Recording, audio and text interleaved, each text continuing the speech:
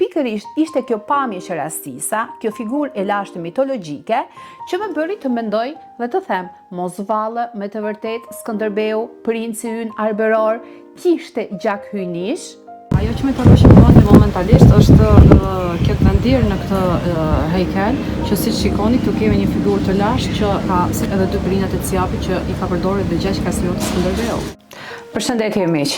Mbi Gjergj Kastrioti Skënderbeun janë bërë programe të shumta dhe kudo në botë nga historian, nga shkrimtar, nga studiues të ndryshëm të historisë, mbi Gjergj Kastrioti Skënderbeun janë shkruar libra të ndryshëm. Dhe në shumë nga shkrimtarët, nga kërkuesit, nga historianët, të cilët kanë bërë kërkime mbi figurën e Skënderbeut, pjesa më e madhe e tyre kanë shkruar se ai kishte veti hyjnore. Pra vizita ime në Muzeumin Arkeologjik të Stambollit, duke rastisur dhe duke parë figurën e panit të skulpturë të gdhendur në këtë varrezë të lashtë që i përket vitit të 5 para Krishtit, duke parë ngjashmërinë e tij me figurën e Skënderbeut, me fytyrën e Skënderbeut, me britëret e Skënderbeut, më lindi pyetja, mos vallë Skënderbeu, për të cilën shumë shkrimtarë dhe historianë të kohës flasin që ai kishte veti të rralla hyjnore, mos vallë me të vërtetë gjaku i tij dhe prejardhja e tij vjen nga një familje hyjnore, siç ishte Hermesi dhe Afrodita? Nuk e di, a ju ka rënë në sy ngjashmëria e madhe që kishte Gjergj Kastrioti Skënderbeu me perëndin Pan, që ishte perëndia i arave, perëndia i lëndinave, perëndia i çobanëve. Perëndia me këmbë dhije dhe me bricja ishte gjysmë keq dhe gjysmë njeri. Ai kishte në ballë dy birir ciapi. Pikërisht, ashtu si edhe mburoja e Skënderbeut. Skënderbeu me mburojën britësjapi, me virtytet e tij hyjnore, me fuqinë e tij që siç e rrethejnë edhe përshkruesit të kohës, shpata e tij ishte aq e rëndë sa të tjerët nuk e lëviznin dot, ndërsa Skënderbeu atë e përdorte me shumë lehtësi.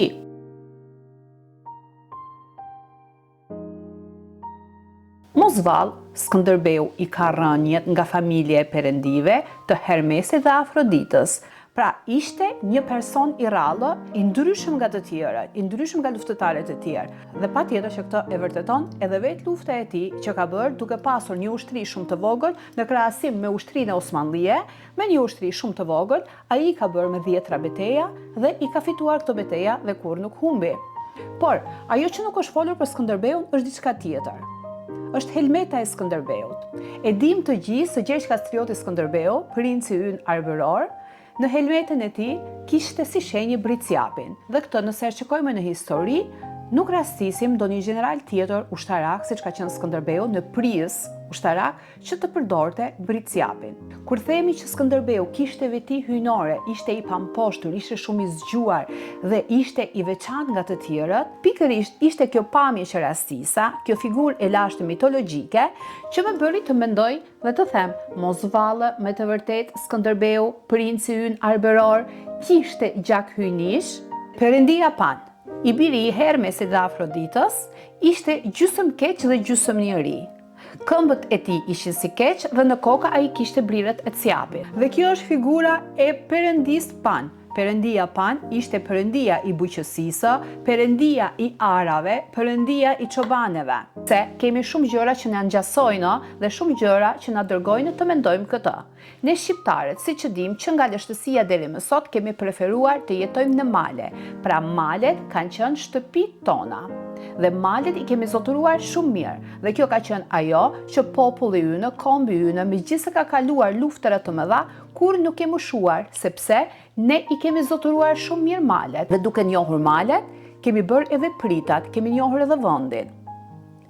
Një tjetër veçori që më bën të mendoj këtë është sepse asnjë nga luftëtarët e tjerë, me sa diun, sa mbase ka edhe nuk kam rastisur, por deri tashmë nuk më ka rënë në sy asnjë gjeneral tjetër lufte, asnjë prijes ushtarak i kohërave të lashta që të përdorte në helmetën e tij britësjapin. Dhe nëse e shikojmë, Gjergj Kastrioti Skënderbeu ka një ngjashmëri të madhe me perëndin Pan, që ishte perëndia i çobanëve, që nëse e shikojmë në zakonet dhe në doket tona dhe në të shkuarën tona, gjithashtu shqiptarët, duke zotëruar malet, kanë zotëruar edhe stanet dhe kanë qenë çoban të njohur. Një tjetër veçori që më bie në sy këtu, perëndia Pan ishte shumë i fuqishëm dhe me klithmën e tij ai të merronte të gjithë armiqt. dhe klithma e tij bënte që të gjithë të zbrapseshin. Gjithashtu, Perëndia Pan i bijente edhe fyellit. Pra, zakoni i tij dhe ajo e pandashmja nga dora e tij ishte fyelli, sepse ai zotëronte pyjet.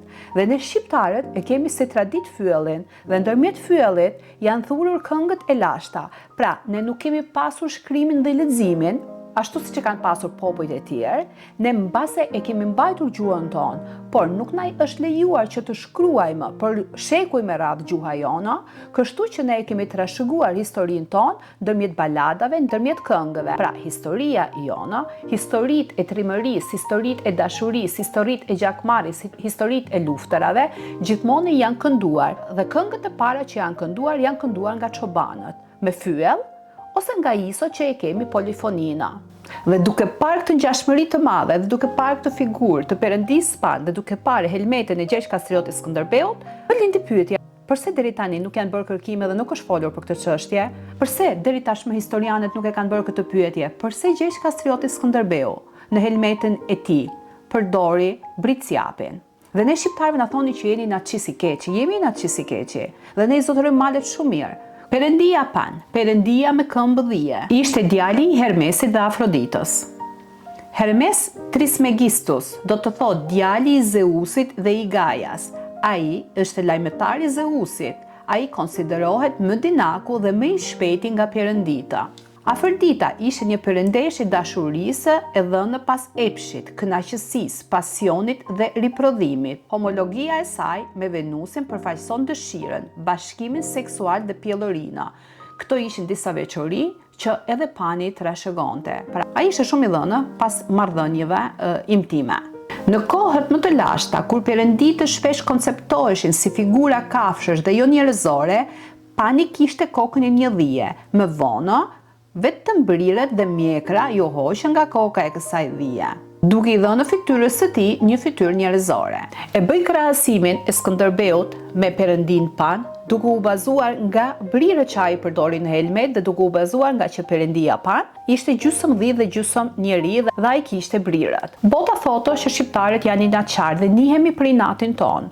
Biles kemi edhe fjalën inati i shqiptarit, ose siç e shprehim në Turqi, Arnavut inatë. Jemi një popull që të gjithë, çdo shqiptar e ka këtë vërtet. Jemi inatçar. Edhe gjithmonë e kemi dëgjuar shprehjen inati dhis, si inat dhije. Dhe këto janë disa sekte të vogla, disa shprehje të vogla që na bëjnë të dërgojmë në një ngjashmëri dhe më bën që të kemi një pikë pyetje. Ne si shqiptar kemi këto veçori, njihemi për inatin, njihemi për zgjuarsinë, njihemi për shkattësinë, njihemi si bit e Shqiponius që zotërojmë malet dhe këto janë dhe ato veti që na dërgojnë të mendojmë se me të vërtet All Skënderbeu vjen nga gjaku i perëndive. Konkluzion të ri, një pjesë e mirë e shqiptarëve dhe sidomos të huajve na sulmojnë se thotë ju shikoni ëndra me sy hapur, ju doni të bëni gjithë botën tuaj, gjithçka e doni ta përvetësoni, por këto janë disa veçori dhe janë disa ngjashmëri që unë habitem përse deri tashmë nuk janë diskutuar, përse nuk janë studiuar nga historianët. Dhe përse deri tashmë nuk është diskutuar përse Gjergj Kastrioti Skënderbeu në helmetin e tij përdori si simbol brirët e ciapit. Pra, siç e theksova edhe më parë, baladat tona, historitë tona historike, luftërat tona, emigrimi ynë, dhe gjithçka që kanë jetuar shqiptarët është thurur në vargjet e këngëve dhe të baladave të cilët janë kënduar nga Teli i Çiftelis, nga Lahuta ose nga Fyelli, që Fyelli, siç e theksova edhe më parë, ishte trashëgimi dhe ishte pjesë e pandar e perëndisë së lëndinave, e perëndisë së çobanit, e perëndisë së pyjeve, që ishte Perëndia Pan me një ngjashmëri të madhe me Skënderbeun.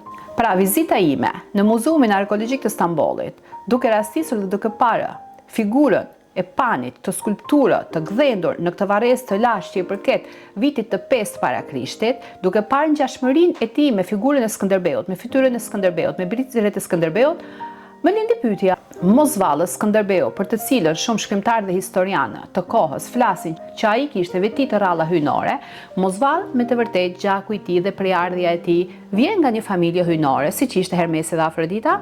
Si mendoni ju? Ju lutem bëni komentet pa sharë, bëni komentet pa gjykime, sepse kjo thjesht është një pyetje dhe është diçka që më tërhoq shumë vëmendjen.